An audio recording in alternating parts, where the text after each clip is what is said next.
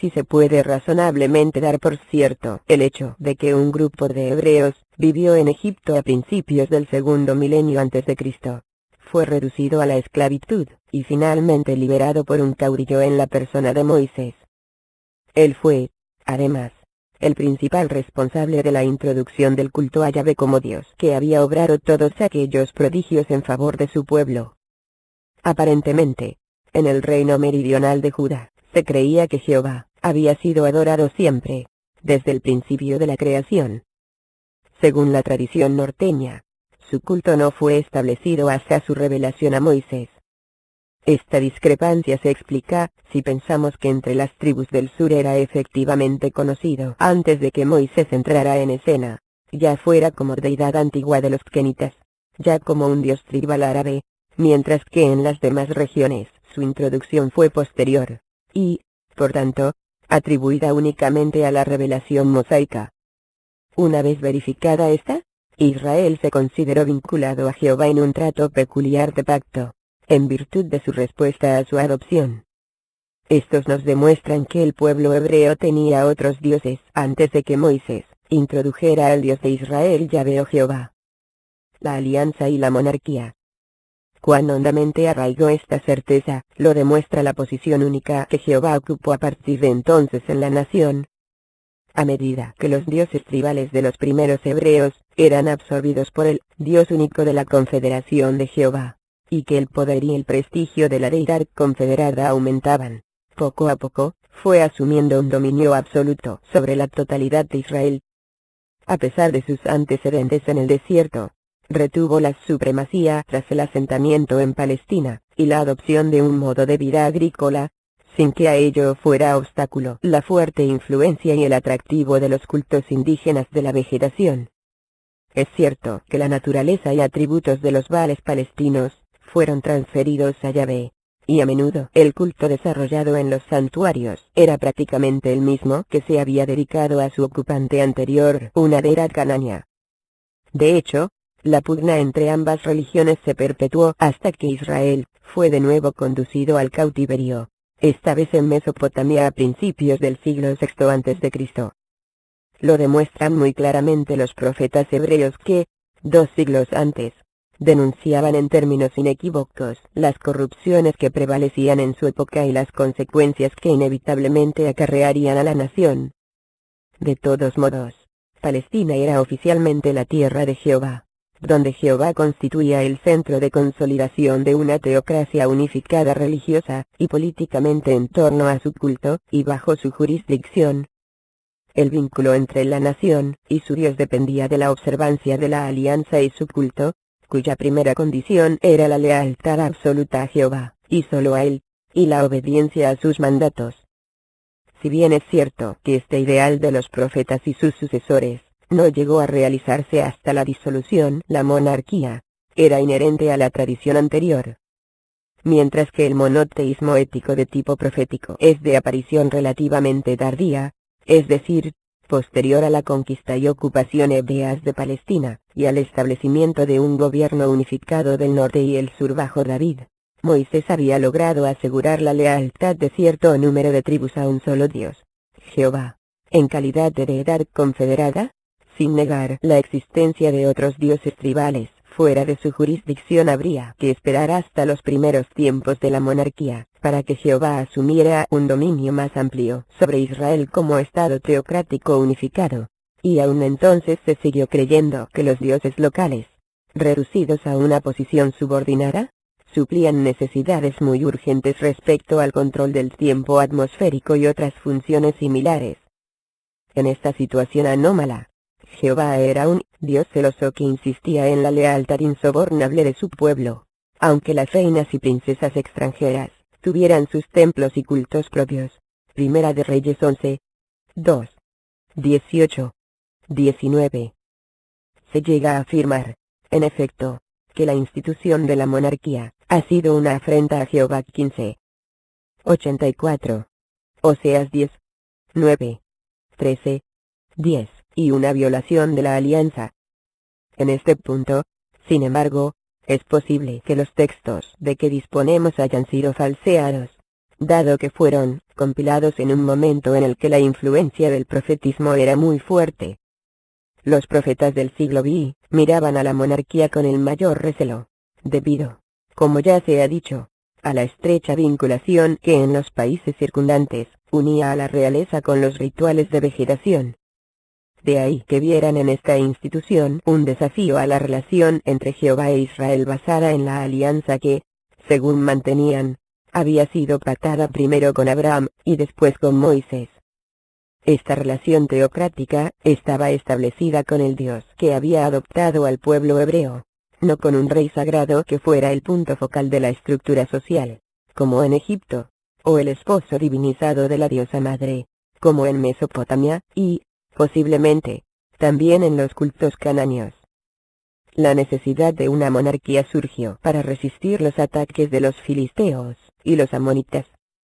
Saúl, David y sus sucesores reinaron como ungidos de Dios, y desempeñaron funciones sacerdotales como los reyes divinos de los países vecinos del creciente fértil, pero nunca se les consideró encamación de Jehová, o siervos suyos divinizados.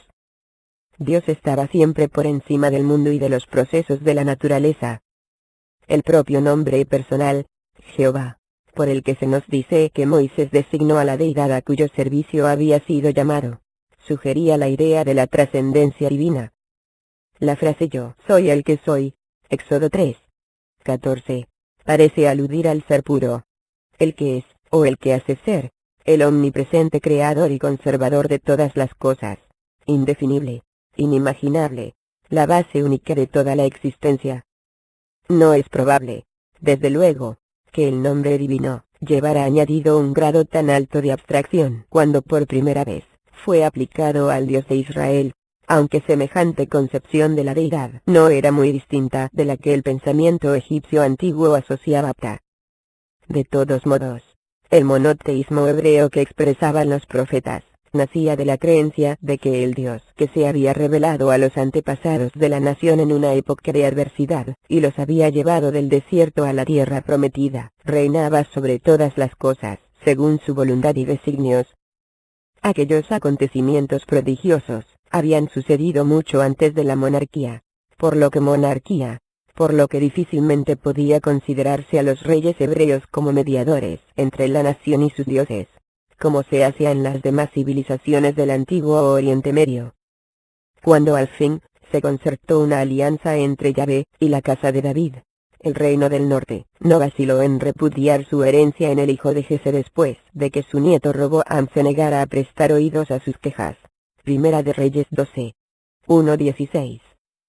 Ni qué decir tiene que, dentro de la tradición del sur, este hecho se presenta como un grave por parte de Jeroboam, pero ello no fue obstáculo para que el jehovismo quedara tan firmemente establecido como religión oficial en el norte como en el sur.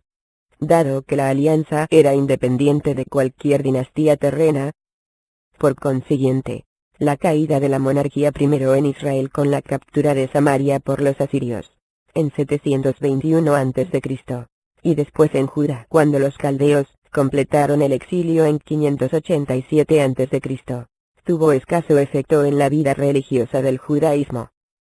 Los reyes reinaban por permiso divino, y por la voluntad del pueblo, y su trono únicamente estaba seguro mientras el ocupante fuera fiel en el cumplimiento de sus deberes.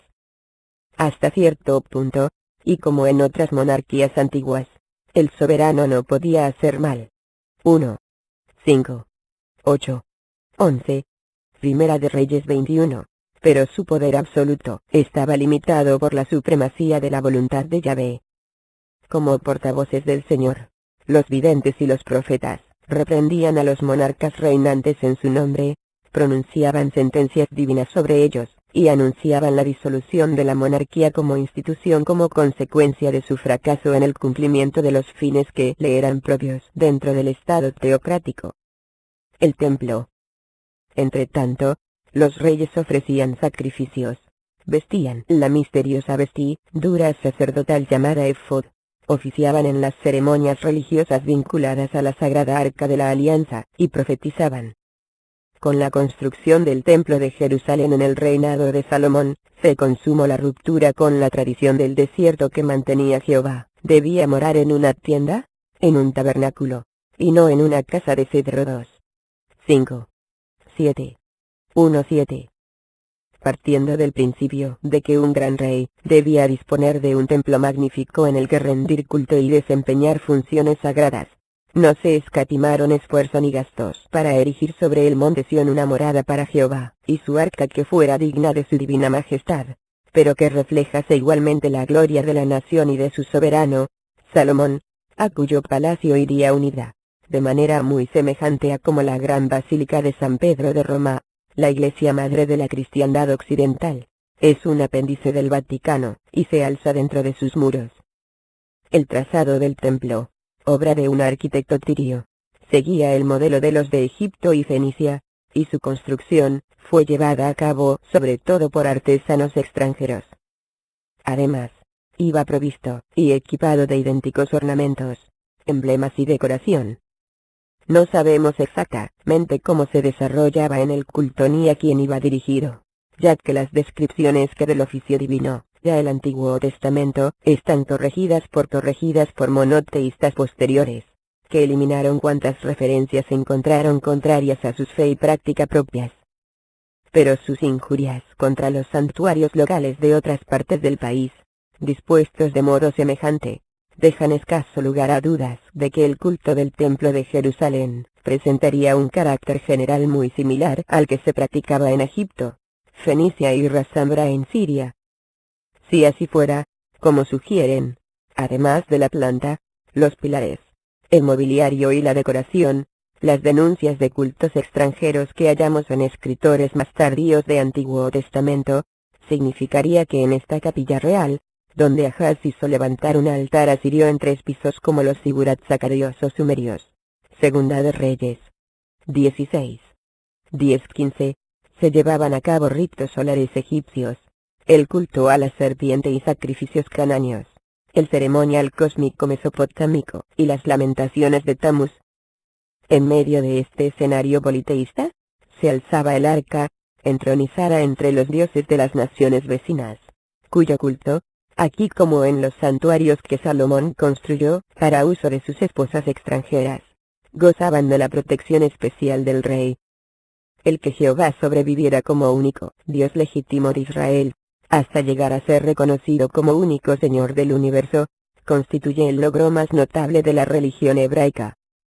Por debajo de todas las vicisitudes de su accidentada historia, la alianza siguió siendo la única realidad básica permanente.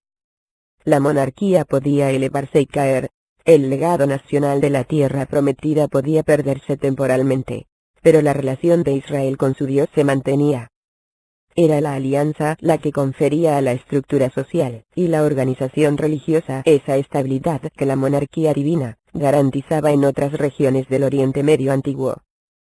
Si hubiese sido cierta la revelación que de Jehová recibió Salomón, de ningún modo habría consentido levantar altares para que sus esposas adorasen a dioses paganos. Por tanto, la visión que Salomón recibió de Jehová es una simulación. El zoroastrismo.